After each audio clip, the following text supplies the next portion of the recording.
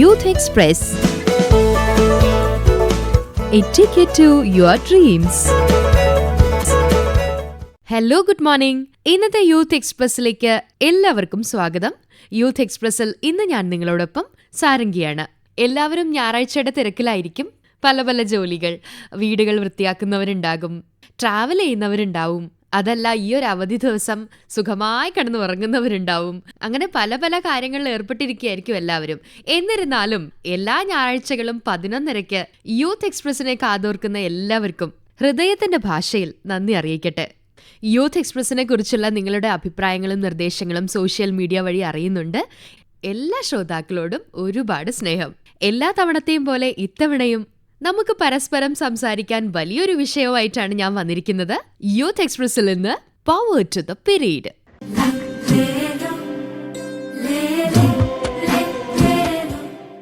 ടൈറ്റിലിൽ നിന്ന് തന്നെ കാര്യം എല്ലാവർക്കും മനസ്സിലായിട്ടുണ്ടാവുമെന്ന് കരുതുന്നു.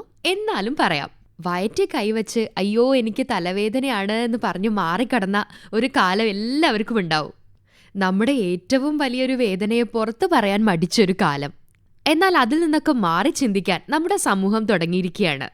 എനിക്ക് വയറുവേദനയാണെന്നും എനിക്ക് ആർത്തവമാണെന്നും തുറന്നു പറയാൻ പെൺകുട്ടികളും വളരെ നോർമലൈസായി അത് ഉൾക്കൊള്ളാൻ ആൺകുട്ടികളും നമ്മുടെ സമൂഹവും തയ്യാറായ ഒരു കാലത്തിലേക്ക് നമ്മൾ വളർന്നിരിക്കുകയാണ്. എങ്കിലും ലോകം ഇത്രയധികം പുരോഗമിച്ച ഇക്കാലത്തും ആർത്തവത്തെക്കുറിച്ച് ലോകമെമ്പാടും വ്യത്യസ്ത കാഴ്ചപ്പാടുകളും മിഥ്യാധാരണകളും നിലനിൽക്കുന്നുണ്ട് എന്നുള്ളത് തന്നെയാണ് സത്യം. വളരെ വേദനയോടുകൂടി കടന്നുപോകുന്ന നമ്മുടെ ആർത്തവ ദിനങ്ങളിൽ സാമൂഹിക വിലക്കുകളും അശുദ്ധിയുടെ വികാരങ്ങളും കൂടി ആവുമ്പോൾ അത് സ്ത്രീകളിലെ മാനസിക ആരോഗ്യത്തെ വളരെയധികം ബാധിക്കുന്നുണ്ട്. ആർത്തവം എന്ന വിഷയത്തെക്കുറിച്ചുള്ള നമ്മുടെ കാഴ്ചപ്പാടിന് പൊളിച്ചെഴുത്ത് അത്യാവശ്യമാണ് താനും. എല്ലാ വർഷവും മെയ് 28 ലോക ആർത്തവ ശുചിത്വ ദിനമായി ആചരിക്കുന്നു. ഇതിന്റെ പശ്ചാത്തലത്തിൽ ജില്ലാ ഭരണകൂടത്തിന്റെയും ജെൻഡർ പാർക്കിന്റെയും സാമൂഹിക ആഭിമുഖ്യത്തിൽ ഈ വാരം ആർത്തവ ശുചിത്വത്തിന്റെ പ്രാധാന്യം അറിയിച്ചുകൊണ്ടുള്ള വാരമായി ആഘോഷിച്ചിരിക്കുകയാണ്. ആർത്തവ ശുചിത്വത്തെപ്പറ്റി ബോധവത്കരിക്കുക, ആർത്തവവുമായി ബന്ധപ്പെട്ട മിഥ്യാധാരണകളെ തകർക്കുക, ആർത്തവ സംബന്ധിയായി നിലനിൽക്കുന്ന വിവേചനങ്ങൾ അവസാനിപ്പിക്കുക, സാനിറ്ററി ഉൽപ്പന്നങ്ങളുടെ ഉപയോഗം പ്രോത്സാഹിപ്പിക്കുക, ആർത്തവ സൗഹൃദ ശുചിത്വ സൗകര്യങ്ങൾ വിപുലപ്പെടുത്തുക എന്നീ ലക്ഷ്യങ്ങളാണ് ഈ ഒരു വാരാചരണത്തിന്റെ ഭാഗമായി ഉള്ളത്. അതിനായി ഇന്ന് റിയൽ FM കൈകോർക്കുകയാണ്. അപ്പോൾ let's move to power to the period. Power to the പീരീഡിന്റെ പ്രോഗ്രാമിന്റെ ഭാഗമായി ഇന്നലെ ബീച്ചിലൂടെ റിയൽ FM നടത്തിയ ഒരു യാത്രയുടെ ചില വോയിസ് ക്ലിപ്പുകൾ നമുക്കൊന്ന് കേട്ടുവരാം. കാലങ്ങളായി ആർത്തവത്തെ സംബന്ധിച്ച് നിരവധിയായ മിഥ്യാധാരണകൾ സമൂഹത്തിലുണ്ട്. അക്കാരണങ്ങൾ കൊണ്ട് തന്നെ പലപ്പോഴായി അതിന്റെ പേരിൽ വിവേചനവും വിലക്കുകളും ഒക്കെ നേരിടേണ്ടി വന്നിട്ടുണ്ട്. തങ്ങൾക്കുണ്ടായ അനുഭവങ്ങൾ നമ്മളുമായിട്ട് ഷെയർ ചെയ്യാണ് ചിലർ. എൻ്റെ പേര് ശ്രുതി വൈശാഖ്. മോള് പേര് പറയും ശ്രീ പാർവതി. ആർത്തവത്തെ പറ്റി പറയുകയാണെങ്കിൽ എൻ്റെ കല്യാണം കഴിഞ്ഞ് ഹസ്ബൻഡിൻ്റെ വീട്ടിലേക്ക് വരുന്നവരെ ഞങ്ങനെ മെൻസസ് ആകുമ്പോൾ ഉണ്ടാവുന്ന ആ ഒരു പെയിൻഫുൾ ആയിട്ടുള്ള വയറുവേദന അല്ലെങ്കിൽ ആ ഒരു അസ്വസ്ഥത മാത്രമായിരുന്നു മെൻസസ് എന്ന് പറയുമ്പോൾ എൻ്റെ ഒരു ഇത്. പക്ഷേ കല്യാണം കഴിഞ്ഞ് ആ വീട്ടിലേക്ക് വന്ന സമയത്ത് നമ്മൾ മെൻസസ് ആവുന്ന ആ ഒരു 4 ഡേയ്സ് ബെഡിൽ കിടക്കാൻ പറ്റില്ല, നിലത്താണ് കിടക്കേണ്ടത്. അടുക്കളയിൽ ചില കാര്യങ്ങൾ തൊടാൻ പറ്റില്ല, ചില കാര്യങ്ങൾ തൊടാൻ പറ്റും. അപ്പോൾ ഇതൊക്കെ എനിക്കിങ്ങനെ ഞാൻ എൻ്റെ ഹസ്ബൻഡിൻ്റെ അമ്മയുടെ അടുത്ത് ചോദിക്കുമായിരുന്നു, അമ്മേ നമുക്ക് ചെയറിലിരിക്കാം, പിന്നെ എന്തുകൊണ്ട് ബെഡിലിരുന്നൂടാ? അങ്ങനത്തെ കുറേ ചോദ്യങ്ങൾ ഞാൻ അമ്മേനോട് ചോദിക്കുന്ന സമയത്ത് അമ്മ പറഞ്ഞത് ഇത് എനിക്ക് എൻ്റെ ഭർത്താവിൻ്റെ അമ്മ, അവിടുത്തെ അച്ചമ്മയൊക്കെ പറഞ്ഞു തന്ന കുറേ കാര്യങ്ങൾ അത് ഞാൻ ശീലിച്ചു പോന്നു.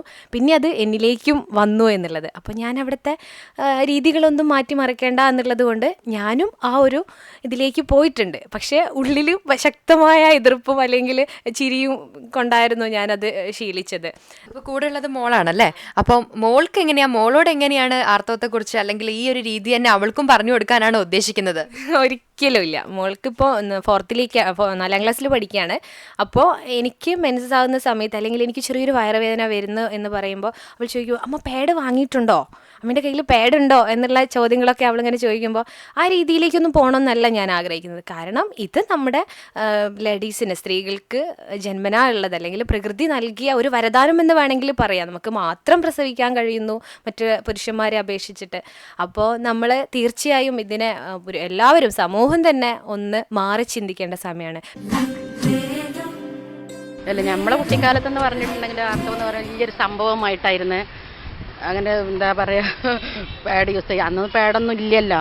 പാഡ് യൂസ് ചെയ്യാൻ പാടില്ല, അതന്നെ അലക്കിയത് പുറത്ത് വിരിക്കാൻ പാടില്ല, അങ്ങനത്തെ ഓരോരോ കാര്യങ്ങളൊക്കെ ആയിരുന്നു നമുക്ക് പറഞ്ഞത്. നമുക്കങ്ങനെ പറഞ്ഞ് നമ്മളെ പഠിപ്പിച്ചു തന്നെ. ഇപ്പോഴത്തെ കുട്ടികൾക്കൊന്നും അങ്ങനെ ഇല്ല. അപ്പോൾ അതൊരു സിമ്പിൾ കാര്യമായിട്ടാണ് കുട്ടികൾ കൈകാര്യം ചെയ്ത് പോകുന്നത്.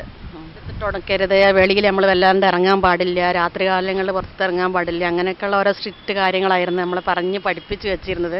പക്ഷെ അതിലും കുറേ കാര്യങ്ങളുണ്ടായിരുന്നു അന്നത്തെ കാലഘട്ടം. പക്ഷെ ഇപ്പോഴത്തെ കാലഘട്ടത്തിൽ അത് പറഞ്ഞിട്ടുണ്ടെങ്കിൽ നമ്മളെ അടിക്കും കുട്ടികൾ.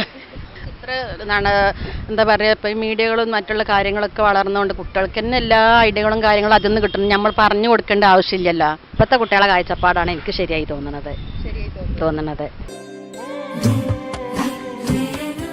എൻ്റെ പേര് മീനു. ഞാൻ കാർഡിയാക് അനസ്തീഷ്യ ടെക്നീഷ്യനായിട്ട് വർക്ക് ചെയ്യാണ്.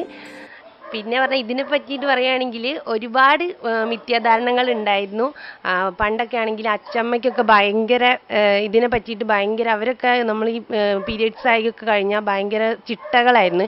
ഒരു റൂമിൽ മാറിയിരിക്കണം, പിന്നെ വേറെ ഇങ്ങനെ ഒന്നും പാത്രങ്ങളോ അല്ലെങ്കിൽ എല്ലാ കിടക്കയും ഒന്നും ഉപയോഗിക്കാൻ പാടില്ല, ഒക്കെ വേറെ വെക്കണം എന്നുള്ളൊരു രീതിയായിരുന്നു. ഒറ്റയ്ക്ക് ഒരു റൂമിൽ കിടക്കണം, അങ്ങനെ ഒരു 4 ദിവസം നമ്മൾ മാറി നിൽക്കണം, അങ്ങനെയുള്ള പല കാര്യങ്ങളുണ്ട്. അതുകൊണ്ട് ഒരു വീട്ടിലൊരു ചടങ്ങൊക്കെ നടക്കുകയാണെങ്കിൽ ഇതുപോലെ എന്തെങ്കിലും ആയിട്ടുണ്ടെങ്കിൽ നമ്മൾ വേറെ നിൽക്കണം. അങ്ങനെ ഒരുപാട് ബുദ്ധിമുട്ടുകൾ ഉണ്ടായിരുന്നു അന്നൊക്കെ. ഇങ്ങനെ പീരിയഡ്സ് ആവുക എന്ന് പറയുമ്പോൾ തന്നെ ഭയങ്കര ഒരു ഭയമായിരുന്നു നമുക്ക്. പിന്നെ വെച്ചാൽ എങ്ങനെയാ, പിന്നെ ഈ തുണികളൊക്കെയാണ് അന്ന് അധികം ഉപയോഗിച്ചിരുന്നത്. പാഡുകളെ അന്ന് ഒന്നും അത്ര ഈ പാഡിനെ പറ്റി ഫേമസ് ആയി വന്നില്ല.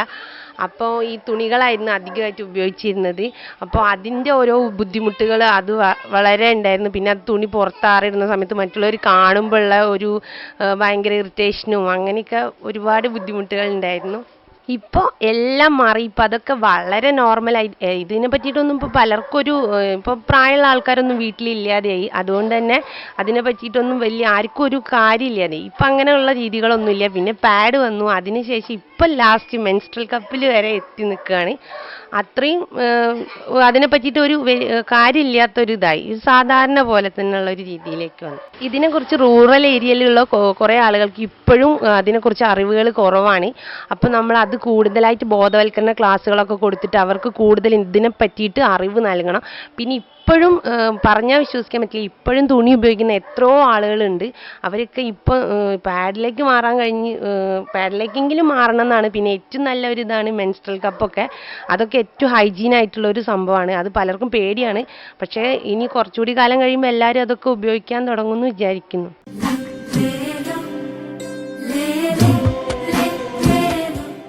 അല്ല, മിഥ്യാധാരണ ഫസ്റ്റ് എൻ്റെ എക്സ്പീരിയൻസ് പറയാം. എനിക്ക് ഇതിനെക്കുറിച്ച് ഒരു ഐഡിയ ഇല്ലായിരുന്നു, എന്താണെന്ന് എനിക്ക് അറിയില്ലായിരുന്നു. അപ്പോൾ കൂടെ പഠിക്കുന്ന സീനിയേഴ്സ് കുട്ടികൾ അങ്ങനെ പറഞ്ഞു കേട്ടിട്ടുണ്ട്, എന്തോ ഉണ്ടെന്ന് എനിക്കറിയാം. പക്ഷെ അങ്ങനെ വീട്ടിൽ നിന്നൊന്നും അങ്ങനെ ഇന്നതാണെന്നൊന്നും പറഞ്ഞു തന്നിട്ടില്ല. പിന്നെ ഒരു ദിവസം പെട്ടെന്ന് എല്ലാവരും ചോദിക്കുമായിരുന്നു, സീനിയേഴ്സ് ഇങ്ങനെ എന്നിട്ട് നിനക്ക് ആയോ എന്നൊക്കെ ചോദിക്കും. പക്ഷെ എന്താ ആയോ എന്തോന്ന് സംഭവിക്കുന്ന അറിയാം, പക്ഷെ എന്താണെന്ന് എനിക്ക് അറിയില്ലായിരുന്നു. പിന്നെ ഒരു ദിവസം പെട്ടെന്ന് നോക്കുമ്പം ജസ്റ്റ് ബ്ലീഡിങ് എന്തോ കണ്ടപ്പോൾ ടെൻഷനായി കരയുകയൊക്കെ ചെയ്തു. അപ്പോൾ വീട്ടിൽ നിന്ന് അമ്മയൊക്കെ പറഞ്ഞു, പേടിക്കാനൊന്നും ഇല്ല, ഇത് നിന്നാണ്, കുറച്ച് ദിവസത്തേക്ക് പുറത്തിറങ്ങാൻ പാടില്ല, അവിടെ അടങ്ങി നിൽക്കണം എന്ന്. പക്ഷേ അന്ന് വെക്കേഷൻ എന്തോ ആയിരുന്നു. ആ വെക്കേഷൻ സമയത്ത് പുറത്തങ്ങനെ പോവാതിരിക്കുക എന്നൊക്കെ പറഞ്ഞു കഴിഞ്ഞാൽ കുട്ടികൾ ആകുമ്പം അങ്ങോട്ട് പോവുമല്ലോ.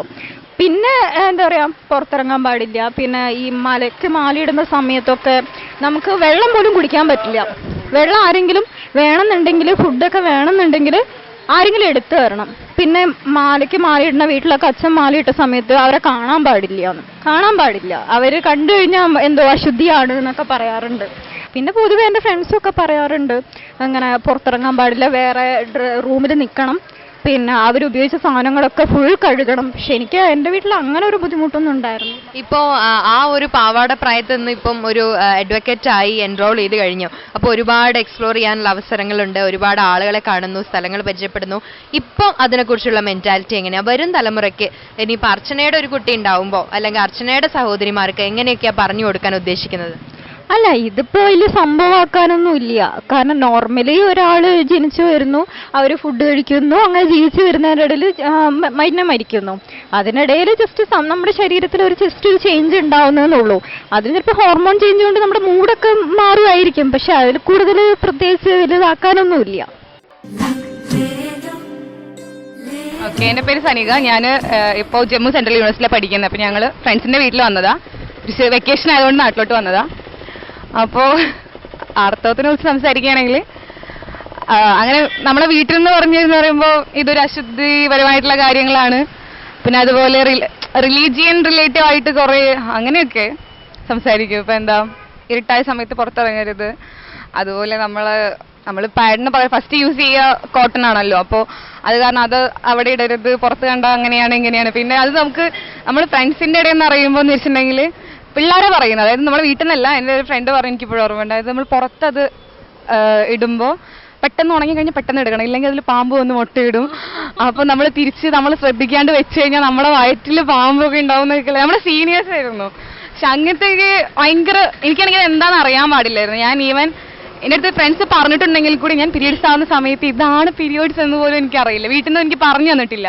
ഇങ്ങനത്തെ കാര്യങ്ങളൊക്കെ എനിക്ക് ഞാൻ കുറേ ക്ലാസ്സുകളും കാര്യങ്ങളൊക്കെ അറ്റൻഡ് ചെയ്തിട്ടാണ് ഇപ്പം നമ്മുടെ പ്യൂബിക് ഹെയർസിൻ്റെ കാര്യങ്ങളൊക്കെ പറഞ്ഞത് പുറത്തുനിന്ന് ക്ലാസ് കിട്ടുന്നത്. എൻ്റെ അമ്മ എൻ്റെ അടുത്ത് ഇതുവരെ അങ്ങനെ സംസാരിച്ചിട്ടില്ല. പക്ഷെ ഇപ്പം എനിക്ക് അനിയത്തിയുണ്ട്, അപ്പോൾ ആ സമയത്ത് അനിയത്തിയുടെ അടുത്തൊക്കെ ഞാൻ അമ്മയുടെ അടുത്ത് പറയും അങ്ങനെ ഓപ്പണായി സംസാരിക്കണം, പറഞ്ഞു ഇപ്പം അമ്മ ഓക്കെയാണ്. ഇപ്പം എന്തുണ്ടെങ്കിലും അമ്മ അനിയത്തിയോട്, ഇപ്പം ഞാൻ നാട്ടിലുള്ള ആളല്ല, സോ അനിയത്തിയുടെ അടുത്ത് എല്ലാം ക്ലോസ് ആയി പറയും. അതിപ്പോൾ സേഫാണ്. നമുക്ക് കിട്ടാതെ പോയത് അവൾക്ക് കിട്ടുമ്പോൾ ഓക്കെയാണ്. എൻ്റെ പേര് നീതു, ഞാനിവിടെ ഓഡിറ്റ് ഇൻഫോയിൽ വർക്ക് ചെയ്യാണ്. അപ്പോൾ എൻ്റെ ഒരു അനുഭവം എന്ന് വെച്ചിട്ടുണ്ടെങ്കിൽ, ഞാൻ വളർന്ന ഒരു സാഹചര്യത്തിൽ നമ്മളിപ്പോൾ ഒരു ആർത്തവമായിട്ടുള്ള ഒരു കുട്ടീനോട് പെരുമാറുന്നത് എന്തോ ഒരു തെറ്റ് ചെയ്തൊരു ഫീലായിട്ടാണ് എനിക്ക് തോന്നിയത്. അതായത് നമ്മളിപ്പോൾ ഒരു അടുക്കളയിലൊക്കെ തൊട്ടുകൂട്ടുമ്പോൾ അതിനൊക്കെ ഒരു അകലം പാലിക്കാനുള്ള, ഈ അവിടെ തൊടരുത് ഇവിടെ തൊടരുത് അലമാര തൊടരുത് അങ്ങനെ ഒരു ഇതായിട്ടാണ് ഞാൻ വന്നത്.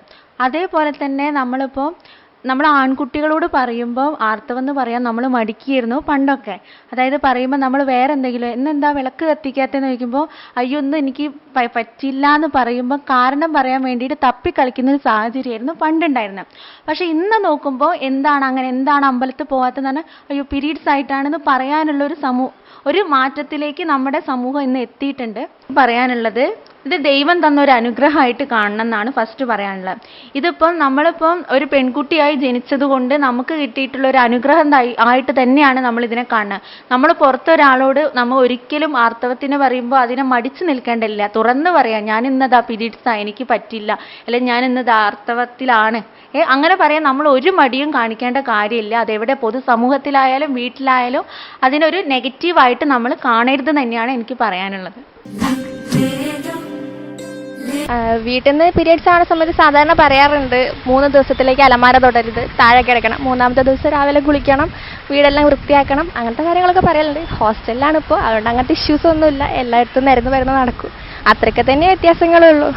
ഇപ്പം ഗേൾസ് ഹോസ്റ്റലിലാവുമ്പോൾ എല്ലാവരും അവിടെ ഈക്വലാണ്, എല്ലാവരും എല്ലാവരുടെ കാര്യങ്ങളും നോക്കി നടക്കുന്നു, അങ്ങനെയൊക്കെ തന്നെ. വീട്ടിൽ അവരെന്തുകൊണ്ടാണ് തൊടരുത് പറയുന്നതെന്ന് എനിക്കറിയില്ല. തൊടരുതെന്ന് പറയും, അലമാരയിൽ നിന്ന് ഡ്രസ്സ് അവർ തന്നെ എടുത്തുതരും, എടുത്തിരുന്ന ഡ്രസ്സ് നമ്മൾ ഇട്ട് പോകണം.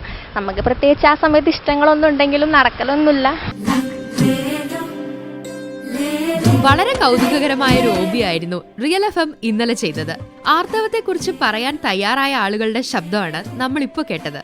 ഇപ്പോഴും അതിനെക്കുറിച്ച് പറയാൻ മടിയുള്ള ആളുകളുണ്ട് എന്നുള്ളത് മറ്റൊരു യാഥാർത്ഥ്യം. പക്ഷേ ഏറെ ഞങ്ങളെ സന്തോഷിപ്പിച്ച മറ്റൊരു വിഷയം ആൺകുട്ടികളും ഇതിനെക്കുറിച്ച് പൊതുമധ്യത്തിൽ സംസാരിക്കാൻ തയ്യാറായി എന്നുള്ളതാണ്.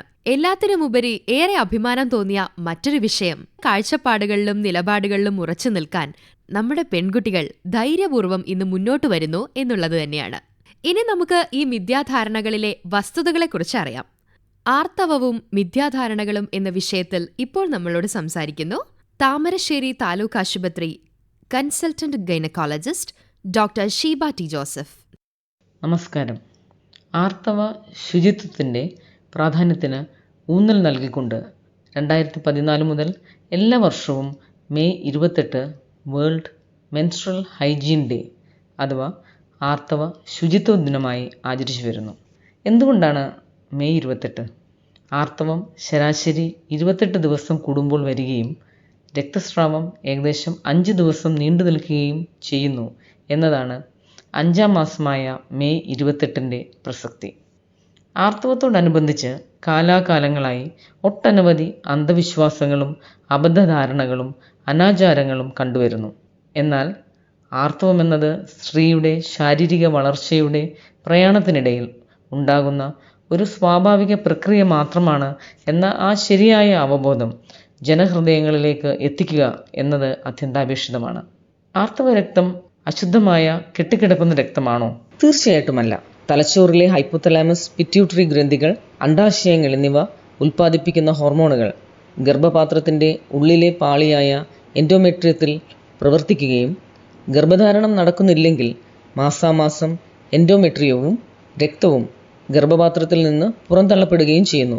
ഇതാണ് ആർത്തവം എന്ന പ്രക്രിയയുടെ രത്നച്ചുരുക്കം. അതുകൊണ്ട് തന്നെ ആർത്തവ സമയത്ത് സ്ത്രീകൾ പൊതുപരിപാടികളിൽ നിന്നും എന്നുവേണ്ട സ്വന്തം അടുക്കളയിൽ നിന്ന് പോലും മാറി നിൽക്കണം എന്നുള്ളത് വിവേചനപരവും തികച്ചും തെറ്റും ആയ ഒരു ആചാരമാണ്. ആർത്തവം സാധാരണഗതിയിൽ 10 മുതൽ 13 വയസ്സിനിടയിൽ ആരംഭിച്ച് 40 മുതൽ 50 വയസ്സിനിടയിൽ മെനോപോസ് അഥവാ ആർത്തവ വിരാമത്തോടെ നിലയ്ക്കുകയും ചെയ്യുന്നു. 28 ദിവസം എന്ന് പറയുമെങ്കിലും 21 മുതൽ 35 ദിവസത്തിനിടയിൽ ആർത്തവം സാധാരണഗതിയിൽ വരാം. 3 മുതൽ 7 ദിവസം വരെ രക്തസ്രാവം നീണ്ടു നിൽക്കുകയും ചെയ്യും. ശരീരഘടനയനുസരിച്ച് ഇതിന് മാറ്റം കണ്ടുവരുന്നു. പലപ്പോഴും ഒരു പെൺകുട്ടിക്ക് ആർത്തവം ആരംഭിക്കുന്നത് അമ്മയ്ക്കോ സഹോദരിമാർക്കോ മാസമുറ തുടങ്ങിയ അതേ വയസ്സിലായിരിക്കും. ശാരീരിക വളർച്ചയും സ്തനങ്ങളുടെയും മറ്റും വളർച്ചയും ഉണ്ടെങ്കിൽ 16 വയസ്സുവരെ മാസമുറ തുടങ്ങുന്നതിനായി കാത്തിരിക്കുന്നതിൽ തെറ്റില്ല. ഏകദേശം 50 മുതൽ 70% സ്ത്രീകളിലും ആദ്യത്തെ 1-2 ദിവസങ്ങളിൽ വേദന കണ്ടുവരുന്നു. എന്നാൽ മാസമുറയ്ക്ക് മുമ്പ് തുടങ്ങി ആർത്തവ ദിനങ്ങളിൽ മുഴുവൻ നീണ്ടു നിൽക്കുന്ന വേദന പ്രത്യേക ശ്രദ്ധ അർഹിക്കുന്നു. അനുദിന പ്രവർത്തനങ്ങളെ ബാധിക്കുന്നുണ്ടെങ്കിൽ വേദന സംഹാര ഗുളികകൾ കഴിക്കാവുന്നതാണ്. ആർത്തവ സമയത്തെ ശുചിത്വം വളരെയധികം പ്രാധാന്യം അർഹിക്കുന്ന ഒന്നാണ്.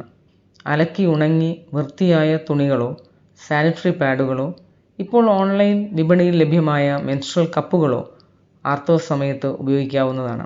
ഡെറ്റോൾ, ഉപ്പ്, സോപ്പ് എന്നിവ അമിതമായി ഗുഹ്യഭാഗത്ത് ഉപയോഗിക്കരുത്. ചെറു ചൂടുവെള്ളത്തിൽ 2 നേരം കുളിക്കുന്നതും നല്ലതാണ്. മാനസികവും വൈകാരികവുമായ വ്യതിയാനങ്ങളും ചിലരിൽ ആർത്തവത്തോടടുപ്പിച്ച് കണ്ടുവരാറുണ്ട്. ഇതാണ് പ്രീ മെൻസ്ട്രൽ സിൻഡ്രോം അഥവാ PMS. അകാരണമായ ദേഷ്യം, കരച്ചിൽ, വിഷാദം, ശരീരത്തിൽ നീര് വന്നതുപോലെ തോന്നൽ, സ്തനങ്ങളിൽ വേദന എന്നിവ ലക്ഷണങ്ങളാണ്. ചിലരിൽ മൈഗ്രെയിൻ്റെ തോത് ഈ സമയത്ത് വർദ്ധിക്കുന്നതായും കാണാം. പ്രതിവിധിയായി യോഗ മുതലായ റിലാക്സേഷൻ ടെക്നിക്കുകൾ, ലഘുവ്യായാമങ്ങൾ, ആവശ്യമെങ്കിൽ മരുന്നുകൾ എന്നിവ ഉപയോഗിക്കാം. ആർത്തവം ആരംഭിച്ച് ആദ്യത്തെ 1-2 വർഷങ്ങളിൽ മാസമുറ ക്രമമായി വരണമെന്നില്ല. അതുപോലെ ആർത്തവ വിരാമത്തോട് അടുപ്പിച്ചും. എങ്കിലും പെരിമെനോപോസൽ അഥവാ ആർത്തവ വിരാമത്തോട് അടുത്തവരിൽ സംഭോഗത്തിന് ശേഷമുള്ള രക്തക്കലർപ്പ്, വെള്ളപ്പോക്ക്, അമിത രക്തസ്രാവം എന്നിവ കണ്ടാൽ തീർച്ചയായും ഒരു ഡോക്ടറെ സമീപിക്കേണ്ടതാണ്. ആർത്തവത്തോടടുപ്പിച്ച അനേകം മിഥ്യാധാരണകളിൽ ചിലതാണ് സ്ത്രീകൾ പൊതുവായും മതപരവുമായ പരിപാടികളിൽ പങ്കെടുക്കരുത്, അടുക്കളയിൽ ഭക്ഷണം പാകം ചെയ്യരുത്, വേറെ മുറിയിലോ വീട്ടിലോ മാറി നിൽക്കണം, തുണികൾ പുറത്തിട്ടുണക്കരുത് എന്നിവ. ഇവയെല്ലാം തെറ്റായ ആചാരങ്ങളാണ് എന്ന് മാത്രമല്ല ചിലത് സ്ത്രീയുടെ ആരോഗ്യത്തെ തന്നെ ഹാനികരമായി ബാധിക്കുകയും ചെയ്തേക്കാം. വളർച്ചയുടെ വിവിധ ഘട്ടങ്ങളിൽ സ്ത്രീയും പുരുഷനും സ്വന്തം ശരീരത്തിലും എതിർലിംഗത്തിലും വരുന്ന വ്യതിയാനങ്ങൾ തീർച്ചയായും മനസ്സിലാക്കണം.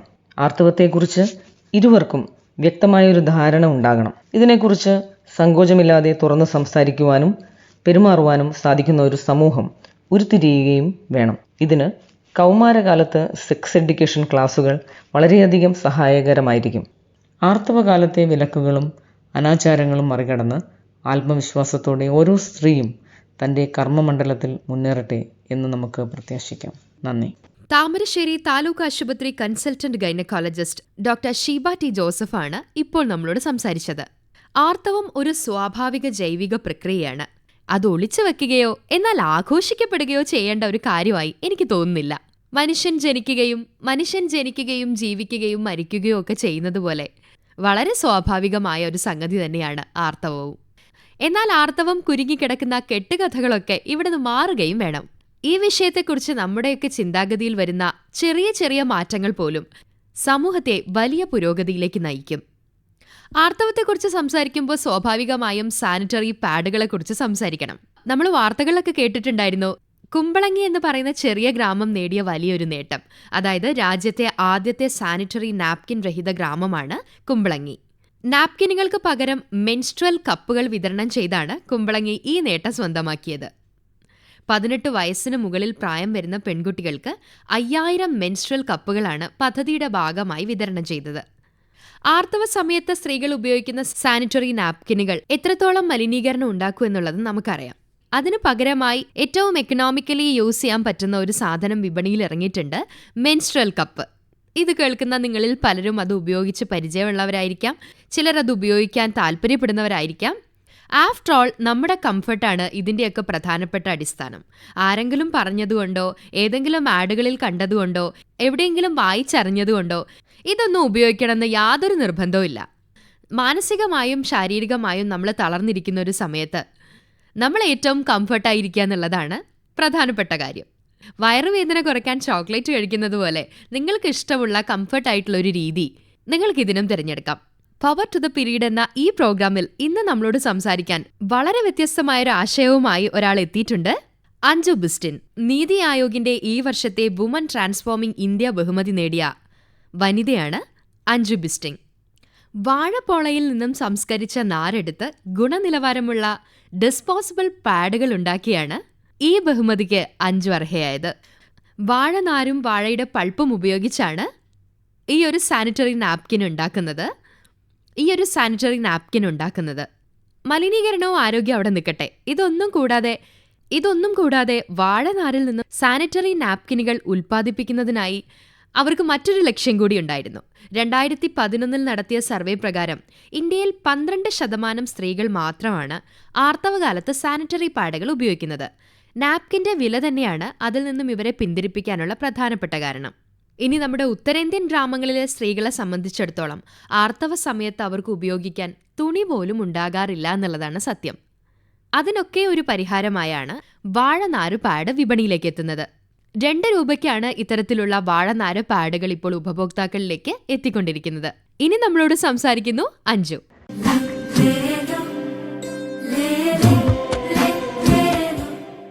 എല്ലാവർക്കും നമസ്കാരം. എൻ്റെ പേര് അഞ്ജു. ഞാനിവിടെ കൊല്ലം ജില്ലയിൽ മാതാ അമൃതാനന്ദമയി മഠത്തിൽ കഴിഞ്ഞ 20 വർഷത്തോടായി താമസിക്കുന്നു. അമ്മ ആണ് നമ്മുടെ സൗഖ്യം പാഡ്സ് പ്രോജക്റ്റ് സ്റ്റാർട്ട് ചെയ്തത്. സാധാരണ ഉപയോഗിക്കാനുള്ള സാനിറ്ററി നാപ്കിൻസ് ഉണ്ടാക്കാൻ വേണ്ടി നമുക്ക് ട്രീസ് കട്ട് ചെയ്യേണ്ടി വരും. പിന്നെ ഈ നാപ്കിൻസിൽ എത്രയോ കെമിക്കൽസും ടോക്സിൻസും ഉണ്ട്. അമ്മ ഞങ്ങളോട് പറഞ്ഞു, ബനാന ഫൈബറിൽ തെറപ്യൂട്ടിക് ക്വാളിറ്റീസ് ഉണ്ട്, ഇതിൻ്റെ റിസർച്ച് ചെയ്യണം. സൗഖ്യം പാഡ്സ് വളരെ ലൈറ്റ് പിന്നെ സോഫ്റ്റ് ആണ്. ഇപ്പോൾ എത്രയോ കുട്ടികൾ പറഞ്ഞിട്ടുണ്ട് അവരുടെ റാഷസ് പോയി ഈ പാഡ്സ് യൂസ് ചെയ്തിട്ട് ശേഷം. പിന്നെ പെയിൻഫുൾ പീരിയഡ് ക്രാംസും കുറവുണ്ടായിട്ടുണ്ട്. Banana fibre likely has antispasmodic പിന്നെ ആൻറ്റിസെപ്റ്റിക് ക്വാളിറ്റീസ്. ഞങ്ങൾ ബനാന ഫൈബർ നേച്ചർ എങ്ങനെ തരുന്നു ആ ഫോമിൽ തന്നെ യൂസ് ചെയ്യുന്നുണ്ട്. വേറെ കെമിക്കൽസ് ഒന്നും യൂസ് ചെയ്യുന്നില്ല. Banana fibre super absorbent. അതിൻ്റെ ഡ്രൈ വെയ്റ്റിനെക്കാളും 6 times അബ്സോർബ് ചെയ്യുന്നുണ്ട്. ഞങ്ങൾ ഈ പാഡ്സ് അമ്മയുടെ ഗ്രാമത്തിൽ ഉണ്ടാക്കുന്നുണ്ട്. ഞങ്ങൾ ഇന്ത്യയിൽ വിൽക്കുന്നുണ്ട്. പിന്നെ US, UK, Germany, Netherlands, Spain, Kuwait, Nepal എല്ലാ രാജ്യങ്ങളിലും എക്സ്പോർട്ട് ചെയ്യുന്നുണ്ട്. നമ്മുടെ വിഷനാണ് the same high quality pad that is exported should be made available in remote rural areas at very very affordable prices. Reusable pads are better for our seas, trees, our bodies and our wallets. എല്ലാ മാസം നമുക്ക് വാങ്ങാൻ ആവശ്യമില്ല. അതുകൊണ്ട് 90% നമ്മുടെ ചെലവ് കുറയും.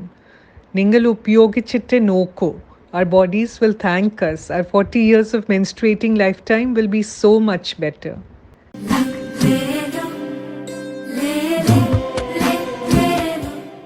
ഈ അടുത്ത കാലത്തൊരു ട്രോള് വായിച്ചത് ഞാൻ ഓർക്കുന്നുണ്ട്. അതായത് സാനിറ്ററി നാപ്കിനുകളുടെ പരസ്യത്തിലുള്ള പെൺകുട്ടികൾക്ക് മാത്രമാണ് ആർത്തവ സമയത്ത് ഈ പറന്ന് നടക്കാനും ഡാൻസ് കളിക്കാനും സാധിക്കുക എന്നുള്ളത്. അതൊരു ട്രോളാണെങ്കിലും പക്ഷേ അതിനോട് ഞാൻ യോജിക്കാത്തൊരു കാര്യം, ഈ സമയങ്ങളിലൊക്കെ കഷ്ടപ്പെട്ട് പണിയെടുക്കുന്ന ഒരുപാട് സ്ത്രീകളെ എനിക്കറിയാം. ഇതൊന്നും വകവയ്ക്കാതെ, അല്ലെങ്കിൽ ഇതൊന്നും ആരുടെയും ശ്രദ്ധയിൽ പോലും പെടുന്നുണ്ടാവില്ല പലപ്പോഴും. അത്തരം അടക്കിപ്പിടിക്കലുകൾ എന്തിനാണെന്ന് പലപ്പോഴും എനിക്ക് തോന്നിയിട്ടുണ്ട്. ആർത്തവ വിലക്കുകളും അയിത്തവുമെല്ലാം യുക്തിരാഹിത്യത്തിന്റെയും അജ്ഞതയുടെയും സൃഷ്ടികളാണ്. ഈ സാഹചര്യത്തിൽ സ്ത്രീ ലൈംഗികതയെയും പ്രത്യുൽപാദനത്തെയും ആർത്തവത്തെയും സംബന്ധിച്ച ശാസ്ത്രീയപരമായ അറിവുകൾ നമുക്കെല്ലാവരിലേക്കും പകർന്നു നൽകാം. വർഷത്തിൽ 84 ദിവസവും രക്തം വാർന്നിട്ടും തളർന്നു പോവാതെ വീടിനെയും സമൂഹത്തെയും ഉണർത്തുന്ന, മുന്നോട്ട് ചലിപ്പിക്കുന്ന സ്ത്രീകളായ നമ്മൾ ശരിക്കും മാസല്ലേ, ഹീറോസ് അല്ലേ? So break the taboos and end the stigma surrounding menstruation. Power to the period. ഇന്നത്തെ യൂത്ത് എക്സ്പ്രസ് എല്ലാവരും ആസ്വദിച്ചു എന്ന് കരുതട്ടെ. മറ്റൊരു വിഷയവുമായി യൂത്ത് എക്സ്പ്രസിൽ വീണ്ടും കണ്ടുമുട്ടാം. ഇന്ന് ഞാൻ നിങ്ങളോടൊപ്പം Sarangi. Youth express, a ticket to your dreams.